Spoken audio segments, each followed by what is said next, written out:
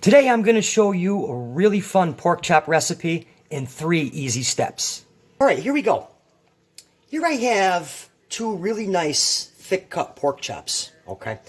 And what you want to do is you want to make sure that these are as dry as possible because we want to get a really good sear on them when we cook them, alright? So the first step we're going to do is we're just going to season these with some kosher salt and a little bit of black pepper, alright? Both sides. Well, we'll do the other side when it gets in the pan. And I tell you, this is one of my favorite recipes, hands down. It's easy, loaded with flavor, and I'm going to walk you through it step by step. Alright guys, so we got our cast iron pan here, almost ready to go. And you want to preheat your oven to 350. Preheat your oven to 350 degrees. Now, to this pan we're going to add, I have some infused olive oil, which is just infused with garlic and some rosemary. You can use regular olive oil if you like. This just enhances the flavor. And then to that we're going to add a little bit of butter. Okay. We'll work this around in our pan. Okay. Now we're going to add our pork chops. Give them a nice press. Now we want to sear these about 2 minutes each side. All right. We're going to add a little more seasoning to this side, kosher salt. And some more black pepper. Okay. 2 minutes each side. Alright, so it's been a couple minutes, and let's just give these guys a nice gentle flip. With a real nice sear on there. Alright. We'll let this side go a couple more minutes. Okay, so it's been a couple minutes on the other side, so what I'm going to do is I'm actually going to take these out. Just kind of let them hang out in the back burner here. I turn my burner down because I don't want my pan super hot for the next process. Okay, so our pork chops are hanging out. I have them on a plate covered with some tin foil. Pan's right where I want it. I'm just going to add a shot of oil, not a lot. Now to that I'm going to add some onions. Okay.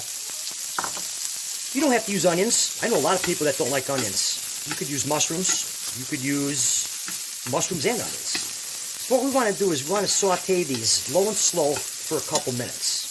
Okay, so I had the onions going here about 3 minutes. Now what we want to do is we're going to add a couple tablespoons of butter. We're going to let this melt in our pan. So what we're going to do is we're going to build a roux in here. Okay. So the butter melts. Now we're going to add a couple tablespoons of flour. Just kind of work that right in there. I'm just going to mix this in. Alright, you want to mix this in here really good. Get all the clumps out. Alright, so we got our base right here ready to go. Now to that we're going to add 2 cups of beef broth. Not making a mess. It's alright. A little bit of Worcestershire sauce. A little bit of half and half. And fresh oregano. Just throw that in there. And then finally some garlic. Cloves and all.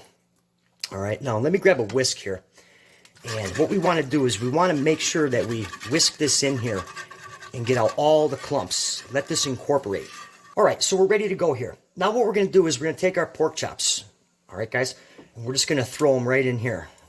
And take the juice from the pan as well. Now what you want to do is we're going to cover this. Okay, and we're going to put it in the preheated oven 350 for about 20 to 30 minutes. We're going to check it after 20 minutes. Now don't worry, this is very watery. However, as it cooks in the oven, it will thicken. Alright, so let's get this covered up and in the oven. Okay guys, so we're done. We're in business. And actually I checked it after 20 minutes and it wasn't ready. I let it go another 10 minutes and it should be good. Alright, so let's get into this. Now, be very careful taking this off. You don't want to burn yourself with a steam.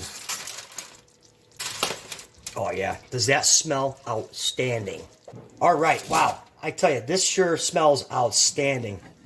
And then we're just going to give this a quick little stir here. I mean, guys, look at that, huh? Look at that. Not too thick, not too thin, right on the money. We're going to let this hang out for a couple minutes, and we'll get it plated up. Alright, let's get into this. I tell you, this is really hot. We're just going to let it cool down for a second. I remember when my son was in 1st grade, he came home, and he says to me, he says, what do you call a pig that takes karate? A pork chop. Anyways, all right, guys, let's get into this real quick here. That is absolutely outstanding.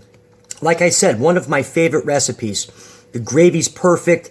The pork chops are super, super juicy and tender. Guys, if you like this recipe, be sure to hit that subscribe button. And for another good recipe, be sure to watch the video that's on your screen right now.